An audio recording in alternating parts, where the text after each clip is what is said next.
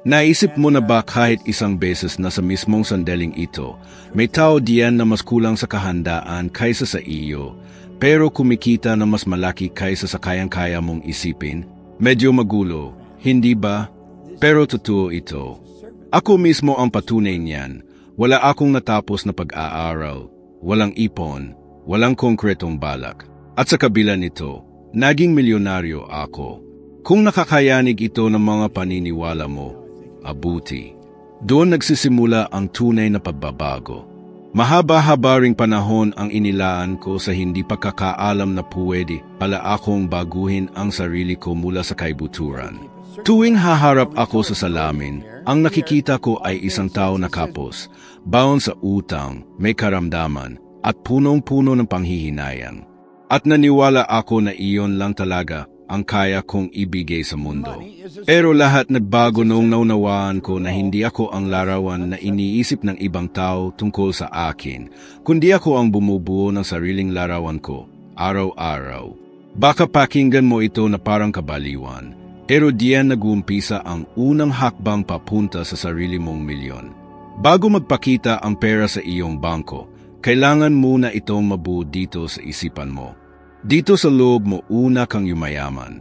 Kaya kahit wala akong diploma, kahit mas malaki pa ang utang ko kaysa sa sinasahod ko, nabasag ko ang lumang ikot ng kahirapan at pumasok ako sa daloy ng kasaganaan. Hindi na mamalayan ng marami kung gaano nila nasisira ang sarili nilang tagumpay. Anungin mo ang sarili mong gayon. Kapag naririnig mong pinag-uusapan ang pagkakaroon ng malaking kita, ano ang nararamdaman mo? Takot, agkakasala, iniisip mo bang hindi para sa iyo iyon? Iyan ang tinatawag kong kakulangan sa tamang pananaw sa sarili. Maaaring hawak mo ang pinakamabisang paraan, ang pinakaprestihiyosong trabaho, o ang pinakamalupit na idea. Pero kung sa kaibuturan mo, may boses na paulit-ulit na sinasabi, hindi ako sapat, lahat ng pinaghirapan mo, mawawasak. Tandaan ko pa na parang kahapon lang. Wala akong hawak kahit isang kusing. Ang laki pa ng utang ko kumpara sa kinikita ko buwan-buwan. Palagi akong sakitin at mainitin ang ulo. Isang tao ang tumingin diretso sa mata ko at sinabi, "Bob, ang mga nakukuha mong resulta ay hindi parusa, kundi refleksyon ng kung sino ang inaakala mong ikaw." Parang bumagsak ang mundo ko noon. Pero iyon din ang unang bitak sa pader na ako mismo ang nagtayo sa loob ng ulo ko. Kaya sinasabi ko palagi, hindi mahalaga kung saan ka nagmula. Kung babaguhin mo ang tingin mo sa sarili mo, babaguhin mo ang lahat. Hindi ito magandang kwento lang. Buhay na buhay ko itong pinagdaanan. Ganon din si Mikey. Nag-aalaga lang siya dati ng mga bata. Ngayon, inamumunuan na niya ang operasyon sa buong mundo. Hindi ito tsamba, hindi rin nakataon lang, kundi tapang na makita ang sarili na mas malaki kaysa sa mga hadlang. May kabaka ba na baka hindi ka karapat-dapat yumaman? Nahihiya ka ba na mangarap ng mataas kasi pinalaki kang maniwala na marumi ang pera, mahirap kitain, at para lang sa ilan? Isipin mong gayon, yung nagturo ba sa iyo niyan, yumaman ba siya? Hindi naman. Kaya bakit patuloy mong sinusunod ang boses ng taong hindi naman nakarating sa gusto mong marating? Nang simulang makita ko ang sarili ko bilang isang taong maunlad, wala pa naman akong dagdag na pera sa pitaka. Pero nag-iba ang tindig ko. Nag-iba ang pananalita ko. Hindi ko na tinatanggap ang tira-tira galing kanino man. Ang bawat pagkakataon, tinitingnan ko na bilang hakbang paakyat, hindi panganib na babagsak ako. Silipin mo ang paligid mo, lahat ng hinahangaan mo, na nakamit ang sarili nilang 1 milyon, nagsimula sa paniniwalang nararapat sila doon. Walang taong magtatayo ng palasyo kung iniisip niya na isa lang siyang pulubi. At ikaw, aano mo nakikita ang sarili mo? Baka ngayong oras na ito, nakaupo ka sa magulong kwarto, lubog sa utang sa credit card, hindi alam kung saan magsisimula. Nandiyan din ako noon. At ibubunyag ko ang isang sikreto na bumaliktad sa lahat para sa akin. Huwag mong hintayin na magbago ang paligid bago baguhin ang pananaw mo sa sarili mo. Baguhin mo muna ang loob mo at kusa itong susundan ng paligid mo. Magsimula ka sa maliit pero gawin mo ng tama. Isulat mo sa papel, ako ay maunlad. Karapat-dapat ako sa yaman. Disiplinado ako para magbuo ng kasaganaan. Basahin mo ito tuwing pagising sa umaga at bago matulog sa gabi. At kapag may bumulong na boses na nagsasabing isa kang bigo, ulitin mo ito, mas malakas pa. Ang paulit-ulit na ito ang magpapalit ng wiring sa isip mo, gaya ng ginawa ko. Hindi lang ako, kundi libo-libo na ring dumaan sa akin. Napansin mo na ba kung paano kumikilos ang katawan mo kapag naiisip mo na marami kang pera? Bumibilis ba ang tibok ng dibdib mo? Natatakot ka bang mawalan? O agad mo bang iniisip ang buwis, mga bayarin at problema? Ito ang paraan ng iyong lumang kaisipan para ipaglaban ang sarili nito. Nais nitong panatilihin ka kung ano ka na noon pa. Pero hindi ka na ganoon, hindi ka na katulad ng dati. Ayon sa isang pag-aaral mula sa pamantasan ng Stanford, napatunayan na ang ating utak ay hindi kayang paghiwalayin kung alin ang totoo at alin ang imahinasyon kapag paulit-ulit na iniisip ito ng may kasamang damdamin. Ang ibig sabihin nito, kung malinaw mong naiisip na ikaw ay mayaman at naniniwala rito, ang iyong katawan, pananalita, at kilos ay unti-unting umaayon sa bagong katotohanan iyon. At kapag kumilos ka na parang karapat-dapat ka sa yaman, ang buong sansinukob ay kikilos para dalhin ito sa iyo. Ako na mismo ang patunay, isang lalaking huminto sa pag-aaral, naging tagapalit ng gulong sa gasolinahan, lumubog sa utang, pero nakapagtayo ng negosyo na nakaabot sa iba't ibang bansa. Kung nagawa ko ito, ano ang hadlang sa iyo? Wala, maliban sa kwento na paulit-ulit mong sinasabi sa sarili mo kung sino ka. Kaya ngayon, pakiusap, gawin mo ang unang hakbang na ito para sa akin at higit sa lahat, para sa iyo. Tigilan mo ng maliitin ang iyong sarili. Simulan mong makita ang sarili mo bilang may-ari ng 1,000,000 piso. Mag-isip ka na parang may-ari ng 1,000,000 piso. Magsalita ka na parang may-ari ng 1,000,000 piso. At kumilos ka bilang ganoon. Ang iba pa, ipinapangako ko, kusa ng dadating sa iyo. At kung sakaling magduda ka, ipikit ang mga mata mo, himinga ng malalim at bulong sa sarili. Mas malaki ako kaysa sa alinmang bayarin, mas malakas ako kaysa sa anumang takot. Ako mismo ang lumilikha ng sarili kong kayamanan. Ikaw lang ang may pahintulot na kailangan para yumaman. Simulan mo ng ngayon. Kapag binalikan ko ang nakaraan, kitang-kita ko na ang pinakamatinding sandali sa buhay ko ay hindi nang malaman ko ang batas ng pag-akit, hindi rin noong una kong nabasa ang libro na Isipin at Yumaman. Ang totoong pagbabago ay nagsimula noong nagpesya akong tigilan ang panloloko sa sarili at magbigay ng pangako matibay na hindi ko sisirain. Nagpasya ako, isang matatag na pasya na hindi na mababawi, na gagawin ko ang lahat ng dapat gawin. Gaano man katagal, hanggang makamit ko ang una kong 1,000,000 piso. Dito madalas nadadapa ang karamihan, hindi dahil sa kulang ang hangarin, kundi dahil kulang ang desisyon at disiplina. Maraming tao ang nagsasabi na gusto nilang magbago, magtayo ng negosyo, yumaman, pero sa totoo lang, hinihintay lang nilang biglang may dumating na solusyon o mawala bigla ang takot. Hindi iyon mangyayari. Ang pasya ang nauna, ang tapang ay sumusunod. At kung ako na hindi man lang nakatapos ng high school ay nagawa ito, kaya mo rin ito. Naalala ko pa noon, talipat-lipat ako ng plano. Gusto kong yumaman pero hindi ako makapanatili sa isang idea ng lampas sa 7 araw.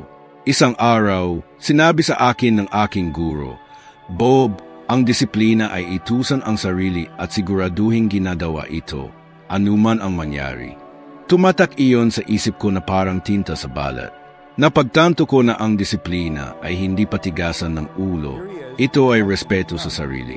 Ito ang di paglabag sa mga pangako na ibinibigay ko sa sarili ko.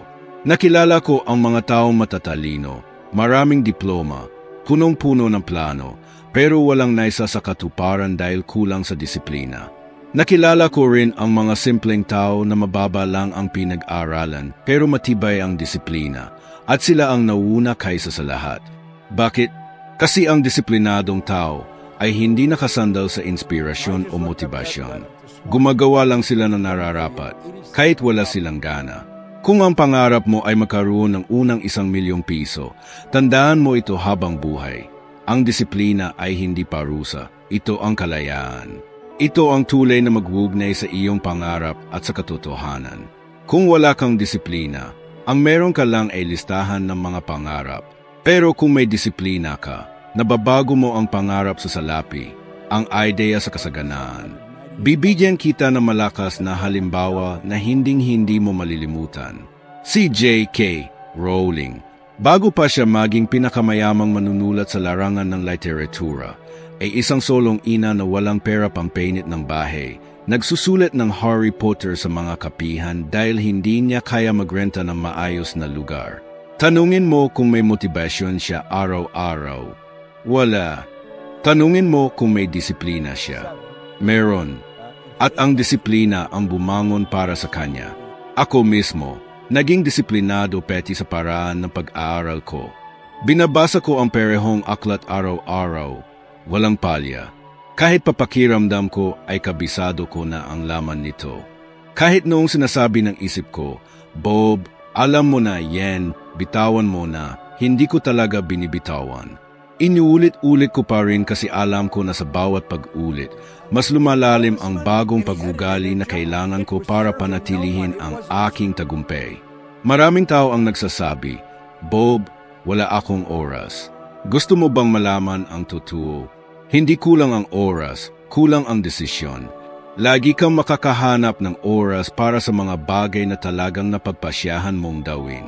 Nang ako'y magpasya na yayaman ako, nagtatrabaho ako sa paglilinis ng mga opisina, kadalasan sa 10 oras ng gabi.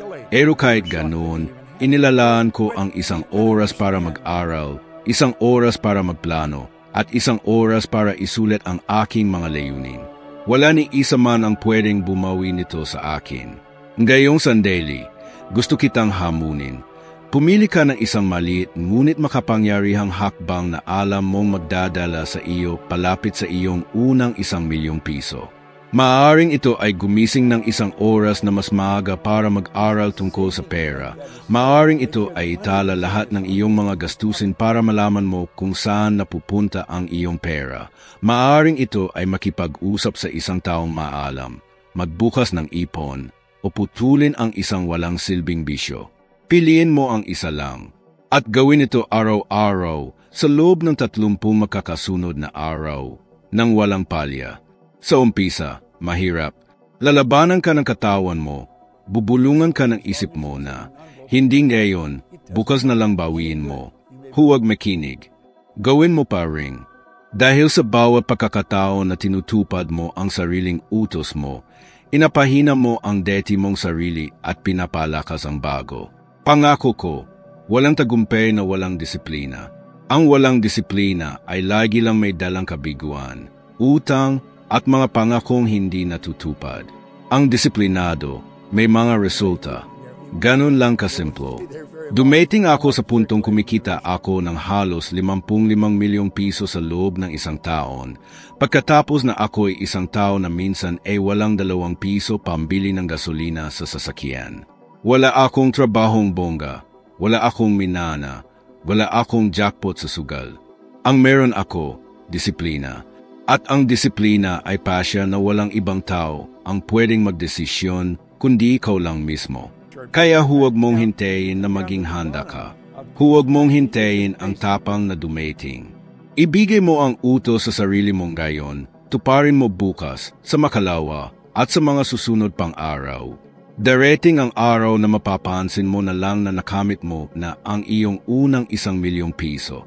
Dahil naging tao ka na hindi sumisira sa sariling salita. At iyan ang pinakamalakas na kapangyarihan na pwedeng taglayin ng sinuman. Hindi ko sana narating ito kung nagpumilit akong manatili sa mga dating kasama. Isa ito sa pinakamapait na katotohanan na kailangan kong lunukin para mabago ang takbo ng buhay ko. Hindi ko pwedeng ipagpatuloy ang dating kung patuloy kong yayakapin ang mga taong puro reklamo, puro awa sa sarili, at palaging naniniwala na ang pagiging mayaman ay para lang sa kakaunti. Kailangan kong bitawan ang ilang mga kamay para magamit ang dalawang kamay ko sa pagbuo mula sa wala. Baka kailangan mo ring gawin iyon kung gusto mong magkaroon ng 1,000,000 piso sa bangko at kapayapaan sa isipan. Kadalasan hindi napapansin na marami, pero tahimik na hinuhubog ng kapaligiran ang pagkatao mo. Pwede kang maging pinakadisiplinado, pinakamasikap, inakamasigesig. Pero kung buong araw mo ay inubos mo sa pakikinig sa mga reklamo, puna at biro laban sa mga mayaman, darating ang araw na tatanggapin ito ng isip mo bilang totoo. At ano ang bunga? Sisirain mo ang sarili mo nang hindi mo namamalayan. Nakita ko ito sa isang matalinong lalaki na nakilala ko noong mga unang taon ko. May maganda siyang idea para magbukas ng negosyo sa pagkukumpuni. Malikhain siya. Mas magaling pa sa akin sa mga technical na bagay. Pero gabi-gabi siyang umupo sa bar kasama ang dati na ring barkada at buong oras ay panay ang sumbat sa amo, sa politiko, sa mga mayaman. Hilaan mo anong nangyari. Hindi niya kailanman itinayo ang negosyo. Umano siyang sinasabi na hindi naging maayos ang buhay niya. Hindi naging maayos kasi wala siyang lakas ng loob na lumipat ng upuan, lumipat ng kaibigan, lumipat ng kapaligiran. Sa kabilang banda, sa grupo ko, nakita ko kung paanong ang mga simpleng tao ay lumoki at naging dakila dahil lang pumayag silang makihalubilo sa mga mas magagaling kaysa sa kanila. Si Mikey, nagsimula bilang yaya, ngayon ay isa ng pinuno sa isang pandaigdigang samahan. Si Tommy, dati ay isang ordinaryong tagapayo. Ngayon siya ang pinakamahalagang tao sa larangan ng pagkamalikhain na nakasama ko. Ano ang ginawa nilang kakaiba? Inili nilang ilagay ang sarili sa isang kapaligiran kung saan ang tanging daan ay ang umangat at magbago. Napag-isipan mo na ba kung sino ang madalas mong kasama? Kunin mo ang iyong telepono. Tingnan ang pinakahuling 5 tao sa iyong listahan ng chat sa WhatsApp. Ang mga tao bang iyon ay mahilig mag-usap tungkol sa mga bagong pagkakataon o puro reklamo at problema? Sila ba ay natutuwa kapag ikinukwento mo ang tagumpay mo o hinahatak ka pabalik sa makitid nilang realidad? Natutunan ko na ang mundo ng mga taong takot ay parang hawla para sa mga gustong lumipad ng mataas. Naranasan ko ito noong iniwan ko ang aking trabaho bilang bumbero. Isang trabaho iyon na may kasiguruhan, buwan ng kita na sigurado at respeto mula sa lipunan. Lahat halos tinawag akong sira-ulo ng talikuran ko iyon para maglinis ng mga opisina. Narinig ko pa ang mga salitang, "Bob, mamamatay kang dukha, mamamatay kang wala, walang yumayaman sa pagwawalis ng sahig." Kung pinakinggan ko iyon, hanggang ngayon baka nagpapalit pa ako ng gulong at kumikita ng barya-barya lang. Pero huminto akong makinig sa malalakas ang boses na walang alam at nagsimulang pakinggan ang mga tao na alam ang daan papunta sa taas. Ayon sa agham, ginagaya natin kahit ang takbo ng kita ng mga taong kasama natin palagi. Kung palagi kang kasama ng 5 taong palaging kapos, ikaw ang magiging ika-6. Kung 5 disiplinado at umaisenso ang kasama mo, ikaw din ang susunod. Walang milagro rito. Purong siyensya ito. Ang ating isipan ay umaangkop sa kapaligiran para tanggapin tayo. Kaya piliin mo ang mundong magtutulak sa iyo na higitan ang sarili mong limitasyon. Hindi ibig sabihin nito na kailangang talikuran mo ang mga mahal mo sa buhay. Pero marahil kailangan mo lang bawasan ang oras na inubos mo sa mga tao na walang naidadagdag sa iyong pag-unlad. Iyon ang ginawa ko. Hindi ko itinakwil ang pamilya ko, ang mga kababata ko. Pero naunawaan ko na ang pag-usbong ay nangangailangan na malinaw na prioridad, at ang prioridad ko ay maging ang taong alam kong kaya kong maging. Gusto mo bang makita kung paano ito gumagana? Agmasdan mo ang tunay na mga milyonaryo, hindi ang nagpapanggap lang. May mga guro sila, grupo ng mga mastermind, mga kasosyo, mga samahan ng kapwa malalaking mangarap. Hindi sila namumuhay na parang ermitanyo. Lagi silang nakakonekta sa mga taong may malalaking pananaw. Ginawa ko iyon para sa aking sarili. Kung hindi ko iyon ginawa, hindi mo ako maririnig ngayon. At ibabahagi ko sa iyo ang isang praktikal na payo. Kung sa lugar mo, sa bayan mo, Wala kang makitang ganitong tao, magsimula ka sa mga aklat. Ang isang mahusay na aklat ay parang pag-uusap sa isang matalim ang pag-iisip. Diyan ako nagsimula. Nagbabasa ako, nakikinig sa mga audio, dumadalo sa mga seminar kahit ako lang mag-isa sa buong kanto namin ang gumagawa noon. Ako ang naging kakaiba sa aming lugar. Pero ako rin ang naging milyonaryo ng aming lugar. At alam mo ba, pagkalipas ng ilang taon, yung mga tumatawa noon, sila na ang nagtatanong, Bob, paano ko magagawa ang ginawa mo? Kaya itanong mo sa sarili mong gayon, sino ang mga taong sasamahan mo sa darating na mga buwan? Ano ang mga tinig na papasok sa isipan mo bago ka matulog? Sino ang mga huwaran na gagayahin mo kapag dumapo ang takot? Piliin mo ng maingat, dahil ang laman ng bulsa mo, ang tibay ng isip mo at ang katahimikan ng loob mo ay dadaan sa parehong direksyon. Wala pa akong nakilala na yumaman ng mag-isa, nakapaligid sa isip na laging kapos. Pero maraming tao ang nakita kong nagbago ng mundo na ginagalawan. Inalitan ang kanilang samahan, at dahan-dahan, binago ang kanilang buhay. At maaari kang sumunod sa yapak nila. Sa katunayan, ikaw ang susunod kung gagawin mo ang tamang desisyon ngayon. At ito pa lang ang simula. Gusto kong sandali kang huminto at mag-isip kasama ko. Ilang beses ka na bang nakaroon ng napakagandang idea? Naramdaman ang alab sa dibdib. Naniwala na sa pagkakataong iyon. Magtatagumpay ka na. Ngunit hinayaan mo ring lumipas. Ilang pagkakataon na ang lumipad palayo dahil naghihintay ka ng tamang oras, ng tanda mula sa langit, ng basbas mula sa iba. Ako mismo, naaksaya ko ang mga taon ng buhay ko kakahintay. Hanggang sa natutunan ko ang isang bagay na nagpabago ng lahat. Ang ideyang hindi inaaksyonan ay parang pabigat lang sa ulo. Gusto mo ba ng iyong unang milyon? Kailangan mong matutunan ng minsanan na kumilos kahit natatakot ka pa. Ang totoo, lahat iniisip na ang tagumpay ay tungkol sa mga makinang na ideya. Hindi iyon ang totoo. Ang tagumpay ay tungkol sa tapang na gawin agad ang isang simpleng idea bago ito lumamig. Wala akong mahiwagang idea noong nagsimula ako. Naglinis lang ako ng mga opisina.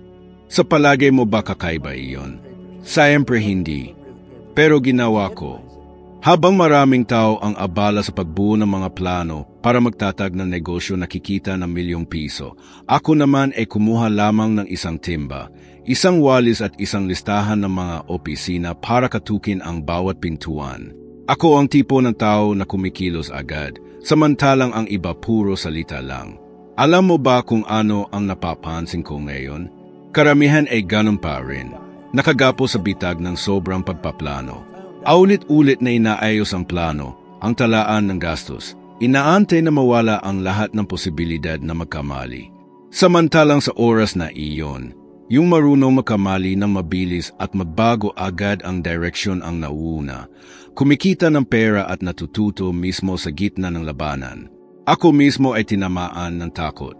Takot na bumagsak, takot na mapahiya, takot na mawala ang kaunting ipon na meron ako noon. Pero natuklasan ko na ang takot ay hindi naman talaga nawawala. Lumilipat lang ng puwesto kapag gumalaw ka na. Noong kumatok ako sa unang kliyente ko para sa paglilinis, nanginginig ang mga kamay ko at namamaos ang boses ko. Pero itinuloy ko pa rin. At sa bawat pintuang bumubukas, unti-unting malinaw sa akin ang katotohanan. Ang pagkilos ang nagpapagaling sa takot. Ayon sa mga pag-aaral sa ugali ng tao, katulad ng kay Mel Robbins, ang ating isipan ay gumagamit ng halos 5 segundo para durugin ang bagong idea sa pamamagitan ng pagdududa.